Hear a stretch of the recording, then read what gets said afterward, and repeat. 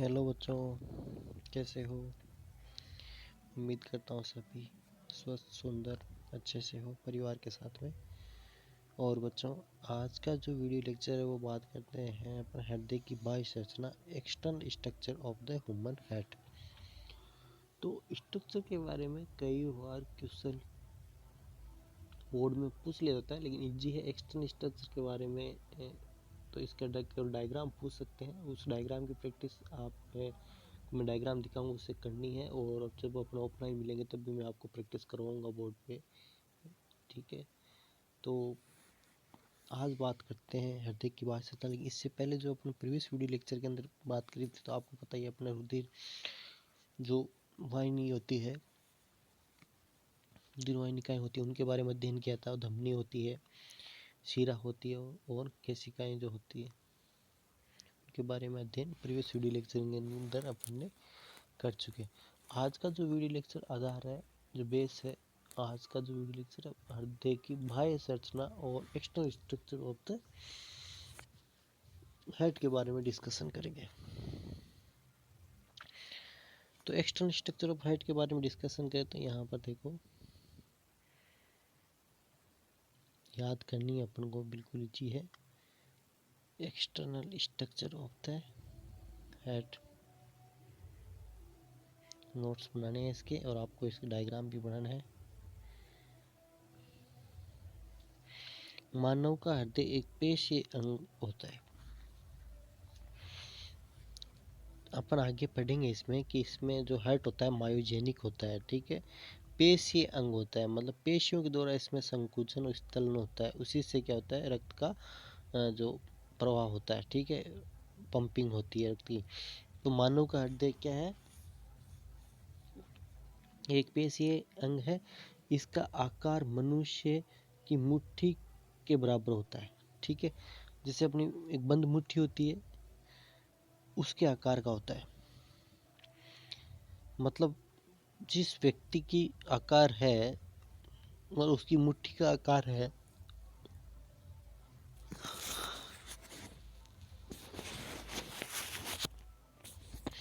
उसके आकार का ही उसका हार्ट होता है, मतलब मुट्ठी के आकार का हार्ट होता है। इसकी उत्पत्ति याद रखना बहुत इंपॉर्टेंट है, नीट के हिसाब से बहुत इंपॉर्टेंट है। इसकी उत्पत्ति मध्य जन स्तर से मेजोड्रम से होती है, भ्रूणीय मेजोड्रम से होती है। मतलब जब अपन बात करें जननिक तीन स्तर, जनन तीन स्तर पाए जाते हैं, एक्टोड्रम, एंडोड्रम और मेजोड्रम। तो ये जननिक स्तर होते हैं, इनसे अलग अलग अंगों का निर्माण होता है। तो यहाँ पर एक विशेष बात अपन को याद रखनी है कि इसकी उत्पत्ति की बात करते हैं तो मध्य जन स्तर या मेजोड्रम से इसकी उत्पत्ति होती है। उत्पत्ति किससे होगी, मेजोड्रम से होती है। मानव का हृदय वक्ष गुहा में कुछ बाईं और दोनों फेफड़ों के मध्य मध्यावरण मीडिया स्टाइनल स्पेस, फुफ्फुस मध्य अवकाश बोलते हैं इसको, मीडिया स्टाइनल स्पेस बोलते हैं, पर स्थित होता है। किस प्रकार का होता है बच्चों, देखो कि मान लो ये दो लंग्स होते हैं, आपको पता ही है इस प्रकार से। तो थोड़ा सा ये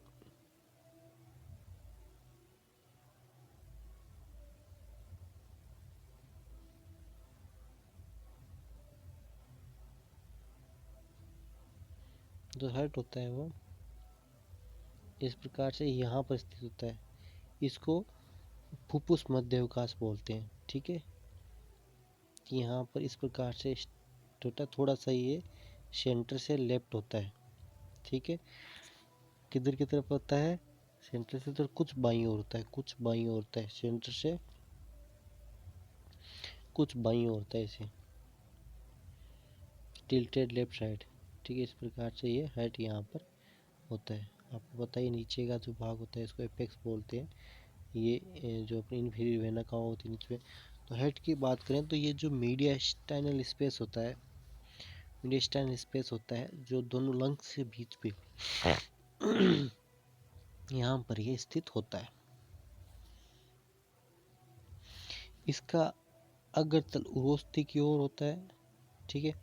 इसका अग्रतल आगे का भाग होता है वो कहाँ होता है, उरोस्थि स्टर्नम होती है, उरोस्थि स्टर्नम की ओर होता है।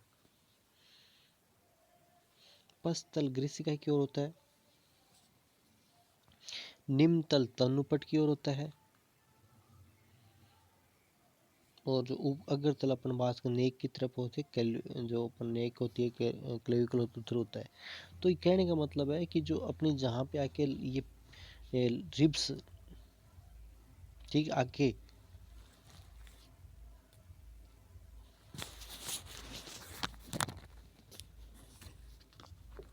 रिब्स पीछे से आके आपको पता है स्टर्न से जुड़ती है, जो अपने रिब्स आके जुड़ती है पीछे से, वर्टिब्रल कॉलम से रिब्स आती है, और यहाँ पे आगे जो ये आगे की जो हड्डी है स्टर्नम बोलते हैं, तो यहाँ से जुड़ती है। तो यही तो इसने बताया है कि इसका अग्रतल होता है स्टर्नम की तरफ होता है, पश्चल ग्रेसिका पीछे, पीछे इसके पीछे क्या होती है, इसोफेगस होती है, हेड के पीछे से क्या निकलती है, इसोफेगस निकलती है, नीचे क्या होता है, डायफ्राम होता है, तनुपट होता है। ठीक है, पर जैसे डायग्राम बनाया था इसमें, तो क्या होता है, ये पोजीशन बताई गई इसमें, ये इसकी पोजीशन बताई गई है। ठीक है, ये पोजीशन बताई गई इसमें। अब बात आती है कि हृदय का जो आवरण होता है, हृदय की कवरिंग होती है, वो किस प्रकार से होती है। हृदय दोहरी झिल्ली हृदयावरण से घिरा रहता है। हृदय दोहरी झिल्ली हृदयावरण पेरिकार्डियम से घिरा रहता है। पेरिकार्डियम जो होती है दो प्रकार की होती है, एक तो पेराइटल पेरिकार्डियम होती है, एक विसरल पेरिकार्डियम होती है। दोनों के बीच में एक स्पेस होता है, जैसे अपना इस डायग्राम में बताऊंगा मैं। हालांकि बुक्स में डायग्राम नहीं दे रखा है, मैंने आपको समझाने के साथ, क्योंकि वीडियो के लेक्चर समझा रहे हैं, तो कोशिश करेंगे कि आपको इसमें कुछ एनिमेशन वीडियो या ऐसे कुछ वीडियो या ऐसे कुछ इमेजेस या ऐसे कुछ और एक्स्ट्रा चीज़ में डालूँ ताकि आपको समझ में आ जाए। तो आपको अध्यावरण की झिल्ली को समझाने के लिए मैंने एक ये और डायग्राम की मदद ली है, लेकिन इसको जो अपन थ्योरी है उसको पढ़ के साथ साथ पढ़ेंगे कि हृदय आवरण की जैसे बात करते हैं, तो देखो हृदय आवरण की बात करते हैं, आपको और भी काम आएगा ये। मान लो दीवार की बात कर रहा है, हेड की जो वाल होती है, ठीक है, ये हेड की वाल है,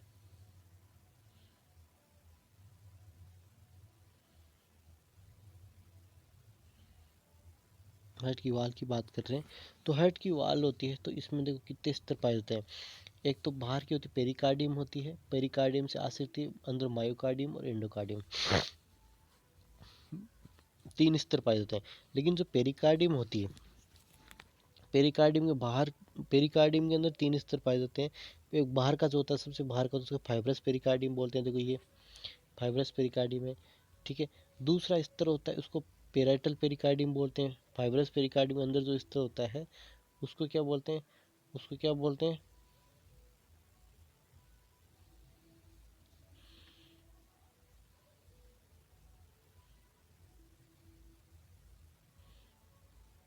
ठीक है, ये हो गया आपको पेराइटल पेरिकार्डियम। ठीक है, और इसके बाद इसके अंदर का स्तर होता है वो विसरल पेरिकार्डियम। पेराइटल पेरिकार्डियम और विसरल के बीच में कैविटी, उसके उसको पेरिकार्डियल कैविटी बोलते हैं। ठीक है, वापस सुनो कि सबसे बाहर का स्तर है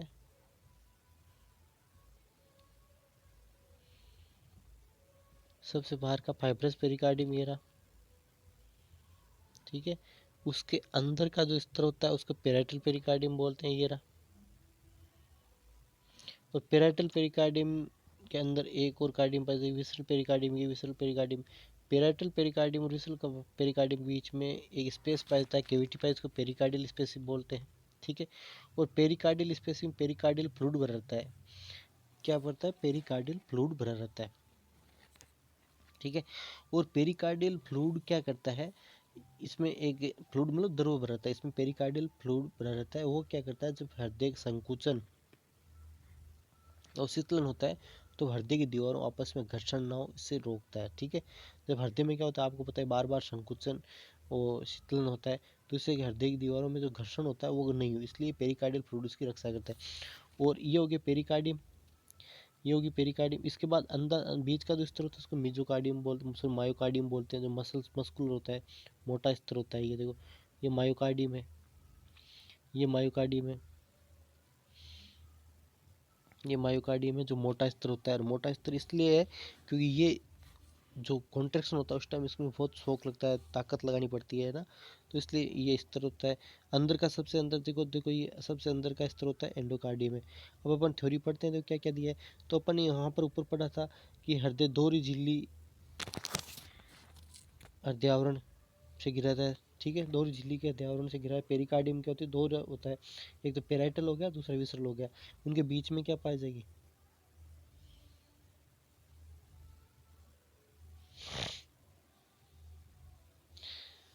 हृदयावरण की गुहा में एक द्रव रहता है, जैसे मैंने बताया था हृदयावरण पेरिकार्डियल जो कैविटी होगी इसमें एक द्रव भरा रहता है, जिसे प्री हृदय तरल पेरिकार्डियल फ्लूइड कहते हैं। इसको क्या कहेंगे, पेरिकार्डियल फ्लूइड, जिसको क्या कहेंगे, पेरिकार्डियल फ्लूइड कहेंगे। यह तरल हृदय के संकुचन के समय हृदय के पास के ऊतकों के मध्य घर्षण को कम करता है। जैसे मैंने बताया था कि पेराइटल पेरिकार्डियम विसरल पेरिकार्डियम के बीच के अंदर क्या पाया जाता है, जैसे ऊपर मैंने डायग्राम में बताया था, पेराइटल पेरिकार्डियम विसरल पेरिकार्डियम के बीच में क्या पाया जाता है, पेरिकार्डियल कैविटी पाई जाती है, इसमें पेरिकार्डियल फ्लूइड भरा रहता है। तो पेरिकार्डियल फ्लूइड परिहृदय तरल भरा रहता है, परिहृदय तरल भरता है, और ये परिहृदय तरलता संकुचन के समय हृदय उसके पास के ऊतकों के मध्य जो घर्षण होता है उसको कम करता है, ठीक है।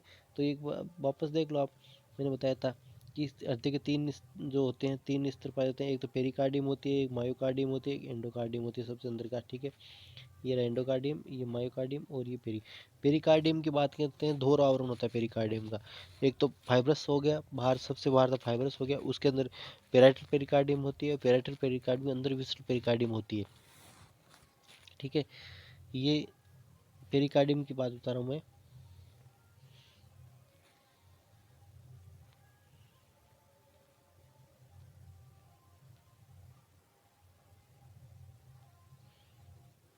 ये पेरिकार्डियम है, ठीक है।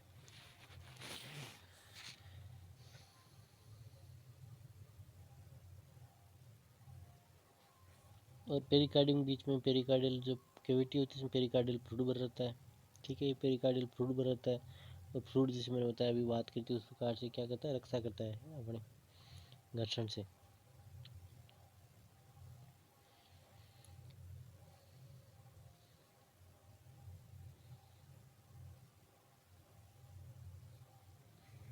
देखो अब जो बात वापस ध्यान देना, मानव हृदय की भित्ति तीन स्तरों से निर्मित होती है, ये ऊपर वाली मैंने भित्ति की बता रहा था आपको, ठीक है ना। मानव हृदय की भित्ति तीन स्तरों से निर्मित होती है। सबसे बाह्य स्तर जो तंतु में होता है उसको अधि हृदय स्तर या एपिकार्डियम बोलते हैं, ठीक है। और एपिकार्डियम किससे बना होता है बच्चों, फाइब्रस पेरिकार्डियम और पेराइटल फाइब्रस पेरिकार्डियम और पेरिकार्डियम से बना हुआ होता है, ठीक है। और पेरिकार्डियम अगेन आपको पता है डिवाइड होता है किसके अंदर, विसरल पेरेंटल और विसरल के अंदर होता है, ठीक है। तो सबसे बाहर का जो स्तर होता है वो कितने सबसे बाहर का स्तर तंतु में होता है, उसको क्या बोलते हैं, एपिकार्डियम बोलते हैं। और मध्य स्तर मोटा पेशी होता है, इसको मध्य हृदय स्तर बोलते हैं, मायोकार्डियम बोलते हैं, ठीक है। और सबसे भीतर जो लचीला ऊतकों का लचीले ऊतक के अंत उपकला का बना हुआ होता है, जिसे हृदय अंत हृदय स्तर बोलते हैं, ठीक है। तो इस प्रकार से तीन स्तर बोलते हैं। तो तीनों स्तर देख लो, अब इस डायग्राम में आपको ज़्यादा समझ में आएगा, मेरे साथ अब सब समझने में आपको ज़्यादा ईजी रहेगा।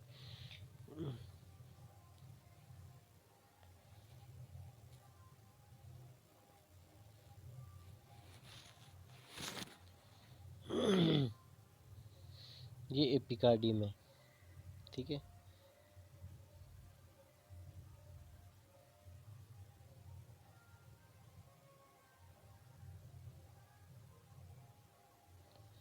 ठीक है, ये एपिकार्डियम है। और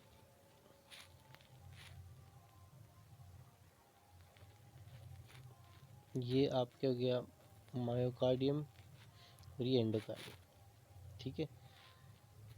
अब वो बात आती है कि जो आपके एपिकार्डियम होती है ये भी दो में डिवाइड होती है, एपिकार्डियम में दो में डिवाइड बोल सकते हैं। तो एक तो फाइब्रस पेरिकार्डियम होगी, एक होती है सिरस पेरिकार्डियम, ठीक है। एक शिरोस पेरिकार्डियम होती है, ठीक है। जैसे एपिकार्डियम की बात करें अपन,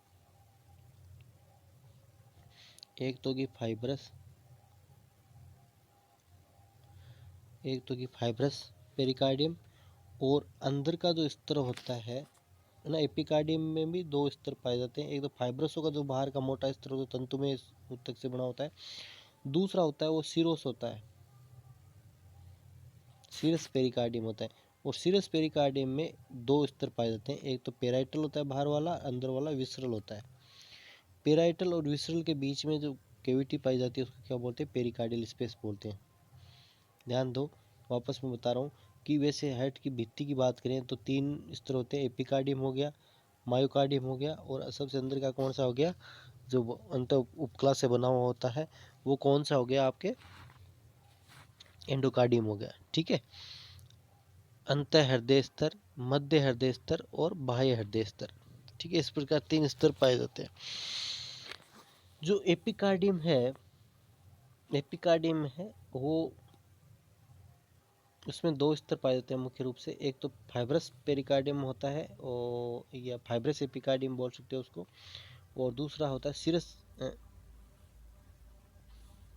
पेरिकार्डियम बोल सकते हो। सिरस पेरिकार्डियम में दो होता है, एक तो बाहर का जो स्तर होता है इसको पेराइटल बोलते हैं, अंदर का विसर बोलते हैं। इनके बीच में क्या पाई जाती है, पेराइटल कैविटी पाई जाती है। ठीक है, परिहृदय तरल इसके अंदर भर रहता है। ठीक है, परिहृदय गुहा बोल सकते हैं उसको।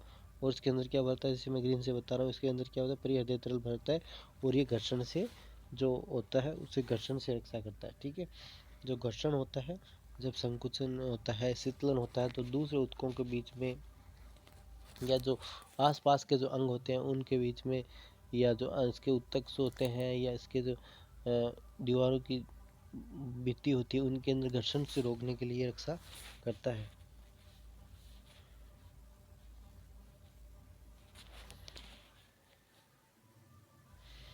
फिर बात आती है कि हृदय का जो पेशी स्तर होता है वो पेशी निर्मित हृदय की भित्ति में संयोजक तथा रुधिर कोशिका होती है।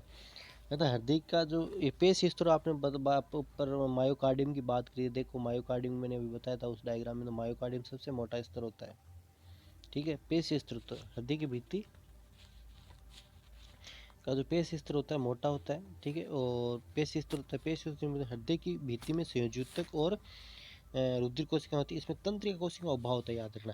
अपना जो हार्ट होता है मायोजेनिक होता है बच्चों, जो करंट डेवलप होता है या जो इम्पल्स जनरेट होता है, जो संकुचन के लिए जो आदेश आता है वो इस मसल से उत्पन्न होता है। कोई तंत्रिका इसके लिए जो संकुचन के लिए जो आवेग है उत्पन्न वो नहीं करती है। तो इस प्रकार से इसमें तंत्रिकाओं का अभाव होता है, तंत्रिका इसमें नहीं पाई जाती। ठीक है, ये स्वायत्तशासी तंत्रिका तंत्र से कुछ तंतु हृदय में आते हैं। हालांकि स्वायत्तशासी तंत्रिका तंत्र से कुछ जो तंतु है वो हृदय के अंदर आते हैं। तो बच्चों ये थी मोटी मोटी बातें थी। दीवार के बारे में बताया मैंने, दीवार बताई भित्ति तीन से बनी होती है, एपिकार्डियम, मायोकार्डियम और एंडोकार्डियम। एपिकार्डियम में फाइब्रस, आप उसको पेरिकार्डियम बोलते हैं, serous pericardium, parietal pericardium, visceral pericardium. Parietal और विसरल के बीच में क्या होगी, एक कैविटी पाई जाएगी, इसको क्या बोले, पेरिकार्डियल कैविटी बोले। पेरिकार्डियल फ्लूइड बहेगा, जैसे अपन लोग बात करती है वो उसकी रक्षा करता है। ठीक है, तो ये चीज़ें जो आपकी बुक्स में तो हालांकि इतनी नहीं दे रखी थी पेराइटल विसरल के बारे में, लेकिन मैंने आपको बताया। लेकिन आपको तीन स्तर के बारे में याद रखना है। ठीक है, हृदय स्तर होते हैं तीन, बाहर का सबसे बाहर का एपिकार्डियम होता है, अधि हृदय स्तर बोलिए, मध्य स्तर होता है मायोकार्डियम होता है, अंत स्तर होता है वो अंत हृदय स्तर होता है। इस प्रकार से आपको याद रखना है। वो आपकी बुक्स के अंदर ये डायग्राम दे रखा है बच्चों, ये देखो, ये भी एक बार डिस्कस कर दो। हेड का जो डायग्राम दे रखा है तो हेड का बच्चों डायग्राम बनाओ। सबसे पहले आपको इस प्रकार से बनाना है हेड का डायग्राम। ठीक है, तो इसमें देखो ये है, ये हो जाएगा आपका दाया आलिंद हो जाएगा, ये दाया नील्य हो जाएगा। ठीक है, और यहाँ पर आलिंद और नील्य के बीच में यहाँ पे त्रिवलन कपाट पाया जाता है, जो ट्राइकप्सिड वाल बोलते हैं यहाँ पर। ठीक है, और ये हो गया आपके बायां आलिंद, और ये हो गया बायां नील्य। यहाँ पर मिट्रल वाल पाया जाता है। ठीक है,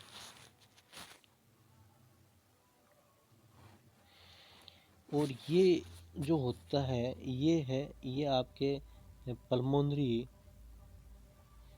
धमनी है। ठीक है, पल्मोनरी धमनी है,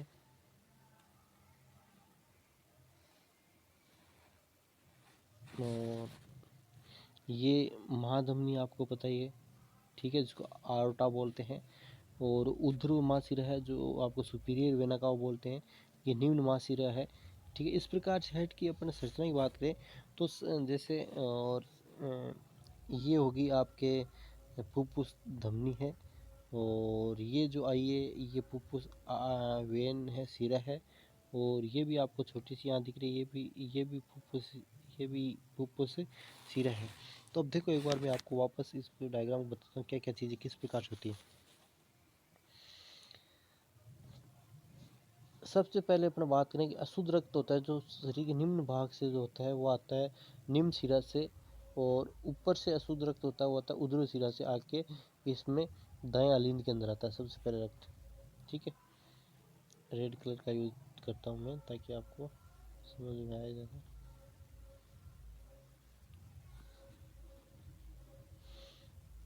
ठीक है, रक्त आया सुपीरियर वेना का, इंफीरियर वेना का से कहाँ पे आ गया, इसके अंदर आता है, ठीक है। दाएं अलिंद है, दाएं अलिंद से त्रिवरण कपाट प्रेशर की वजह से खुल जाता है, और इससे यहाँ पे ब्लड किस में आ जाता है, आपके दाएं नीले के अंदर। दाएं नीले में फिर जब इसमें संकुचन होता है इसके अंदर, ठीक है, पूरे हेड के जो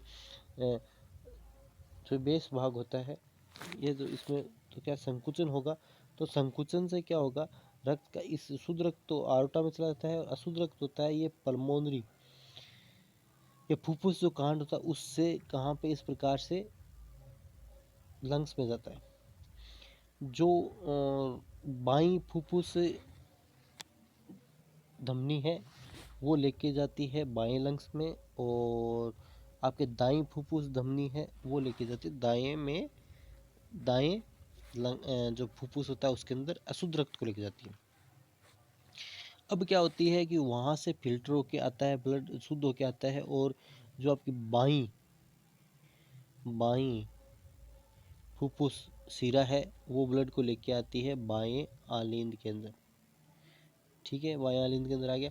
इसी प्रकार से दाएं जो फुफ्फुस होता है उससे शुद्ध रक्त को आपके लेके आती है दाएं फुफ्फुस सिरा लेके आती है इसके अंदर आपके बाएं आलिंद के अंदर, ठीक है।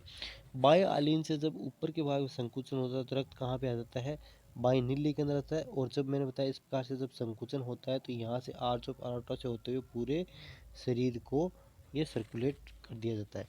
तो ये एक इस प्रकार से मोटी मोटी जो संरचना थी वो बात की थी, ठीक है। और हेड का डायग्राम एक और मैंने थोड़ा स्पष्ट बनाया, देखो आपको इसको उसमें नहीं समझ में आता है तो इस प्रकार से अपन बता सकते हैं, हालांकि नाम इसमें इंग्लिश में, लेकिन कोई दिक्कत नहीं है। देखो, तो सबसे पहले बात करें,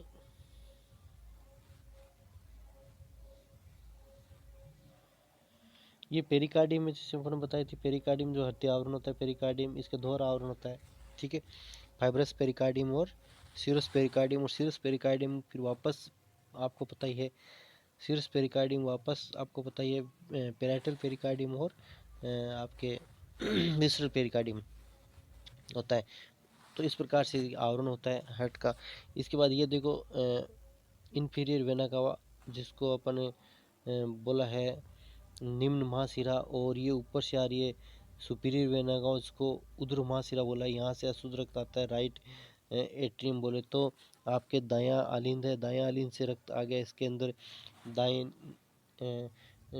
नीले के अंदर, दाएं नीले से रक्त को इस प्रकार से प्रवाह होता है, और ये लंग्स में इस प्रकार से चला जाता है। रक्त से शुद्ध रक्त आता है पल्मोनरी जो वेन्स होती है या फुफ्फुस जो ये शिराएँ होती है वहाँ से आके जो आपके इसके अंदर आएगा, किसके अंदर, बाएं आलिंद के अंदर। बाएं आलिंद से रक्त होता है इसके अंदर बाएं नीले के अंदर, बाएं नीले से फिर जब वापस संकुचन होता है तो रक्त आर्च ऑफ अरोटा से शरीर के विभिन्न भागों में प्रवाहित कर दिया जाता है। तो इस प्रकार से ये बच्चों अपने संरचना को समझने की कोशिश की। आप इसके डायग्राम की जरूर प्रैक्टिस करना, ठीक है। और थ्योरी मैंने बताया कोई विशेष अभी तक नहीं पढ़ा है। अपन अगले वीडियो के लिए इंटरनल स्ट्रक्चर आंतरिक संरचना के बारे में डिस्कस करेंगे।